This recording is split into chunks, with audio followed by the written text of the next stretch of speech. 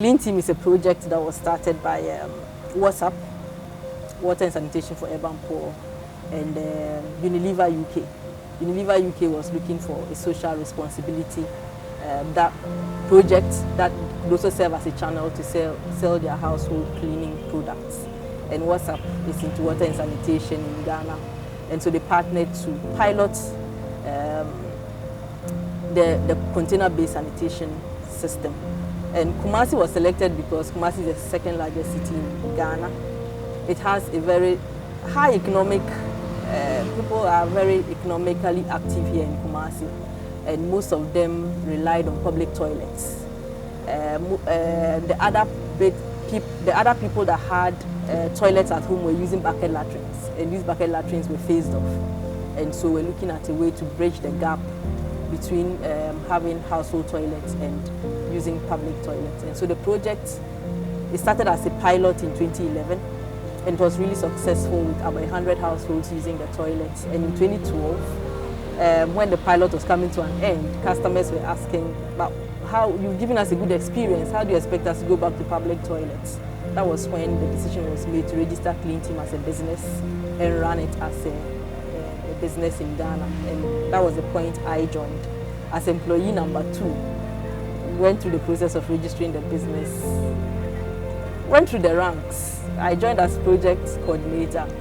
I basically did everything in Clean Team, from sales to finance, health and safety,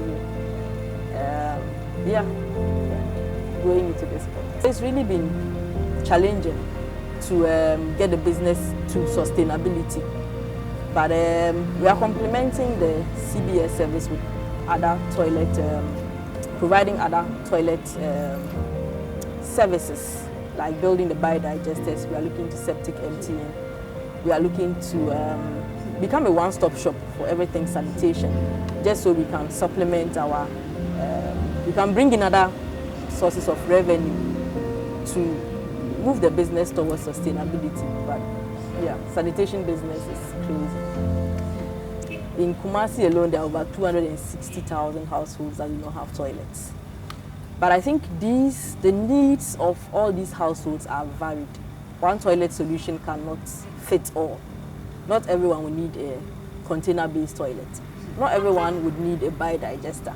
It is quite challenging to make it economically viable, and especially where there are no structures in place to support entrepreneurs, especially within that space. It's difficult to make it profitable. But then there are opportunities, right from containment to transport to treatment. These are still like very inadequate, and so there is a lot of space to explore, but it will take some interventions from government and local assemblies to support entrepreneurs in sanitation to break that gap or to fill that space. I remember when I started, when I joined Clean Team at first, if someone asked me what work do, I find it difficult to explain. And later I found some nice way to explain the impact and other stuff. But now if you ask me what do, I'll tell you I sell toilets. But I've come to accept that the job we do is very essential and it's impacting people's lives. There are times I've had to stand my ground and be known as a troublemaker or someone that is difficult. But yeah, sometimes you have to like stand your grounds to make sure that you are getting things right. But quite apart from that also, I would say I've had a lot of support within the ecosystem, where people value your input, and people are also like really very supportive to help move the business forward or to see how they can support you to do some of the projects you are looking at, like the local assemblies. I have really very good working relationships at the local assembly with the World Bank team when it comes to the biodigester project.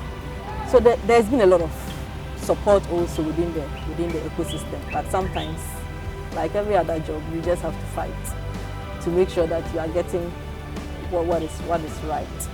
I think women have to be more daring to stand up to the challenge. Men usually say, this is hard stuff, like women are not supposed to do that.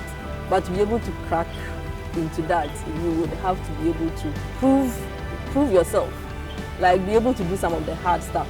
So like I said with operations, I had to ride the tuk-tuks, I had to drive the trucks and let them know that I can do it, and so earned that position within them. So we would have to want to step out of our comfort zones, and I believe that once we do that and we earn that space, then we are able to operate there. So we have to step out of our comfort zones.